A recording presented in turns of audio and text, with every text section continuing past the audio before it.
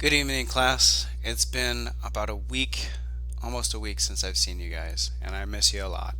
I hope you all are doing well. This video finds you all in good health, that your families are doing well, that you're maintaining your sanity over this forced vacation. I know having 2 weeks off of school sounds really great, but when you're stuck at home, I know at least for some of you, it can feel a little bit uh, let's say, less exciting than you might have imagined. As of this recording, Portsmouth Public Schools is planning on being closed until March 27th. It's an ever-changing scenario, though. There is a possibility that that forced break may be extended beyond March 27th. And we just want to make sure during that period of time we're doing our best to stay safe, making sure that we're limiting our contact with others and keeping ourselves and those around us healthy.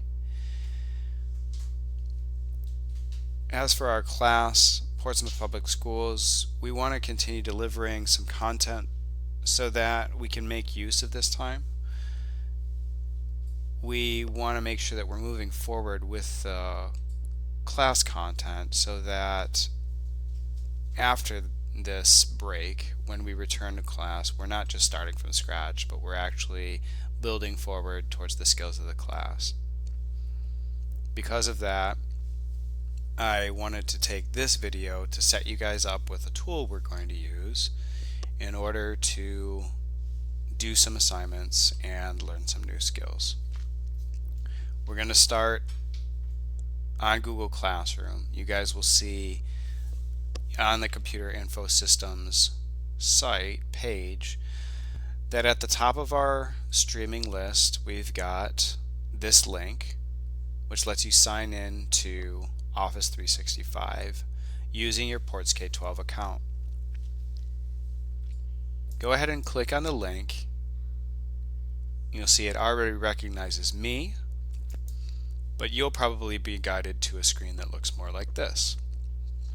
Use your normal Ports K-12 login using your first.last name at portsk12.com. Click Next, and you'll use the same password that you use to log onto the computer, check your email, get onto Google Classroom, etc. I'm going to choose to stay signed in, but that choice is up to you. From this screen, you guys are going to see the Office 365 suite. A suite is a list of programs that are all associated with one company. These are all available to you to use. You can check them out and see if any of them are interesting to you. If we look at Microsoft Word, which we have learned already, and I go to a blank document, I want to show you that Office 365, it looks pretty similar to what we're used to. We have tabs along the top and a ribbon underneath. But if you look closely and you inspect some of the tabs that are available, you'll see that these are in fact extremely limited.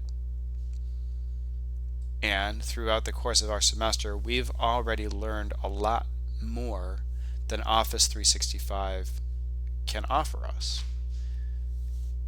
You'll notice we can't do columns in Office 365. We can't do section breaks. There's no design tab.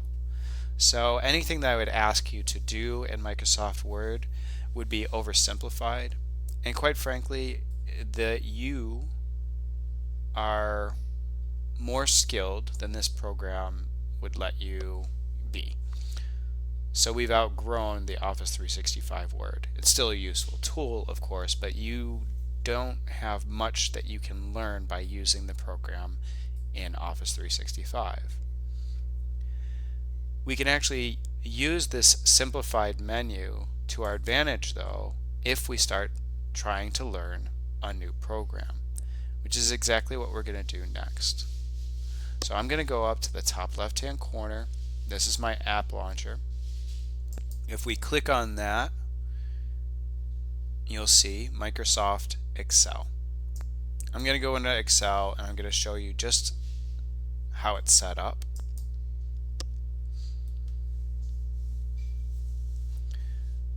From the beginning, you'll see that Microsoft Excel looks different than Microsoft Word.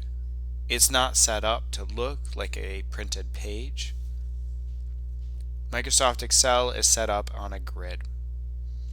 We have different squares, and these squares are labeled at the top.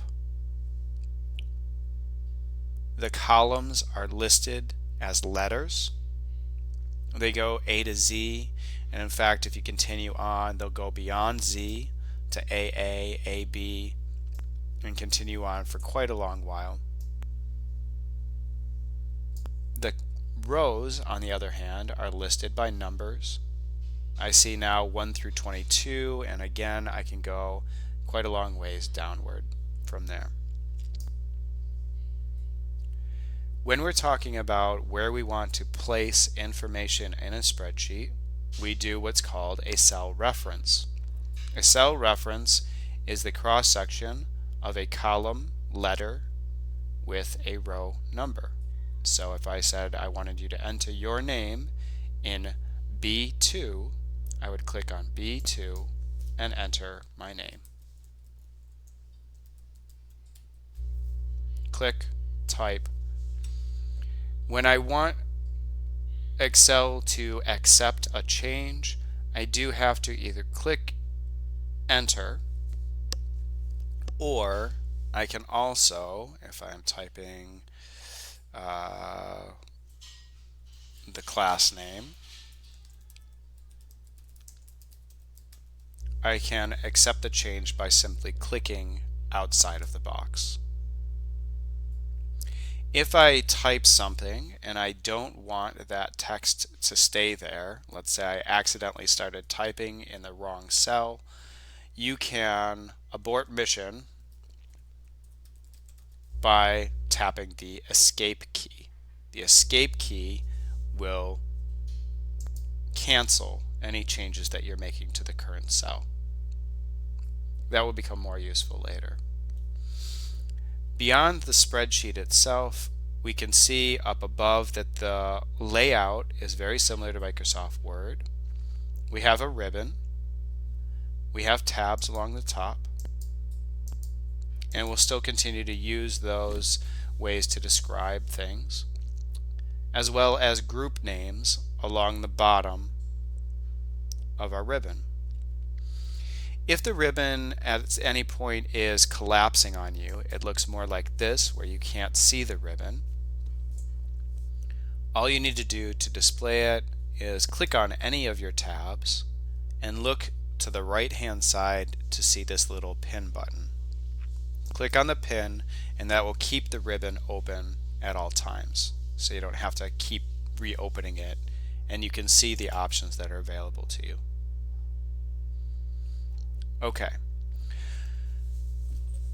As of this video, I'm not asking you to do anything specific or to enter any information or turn anything in as an assignment.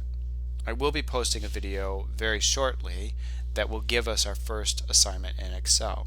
But I just wanted to use this opportunity to make sure that you guys were all able to find Excel, to get logged in, and kind of show you guys just the very basics of how it looks.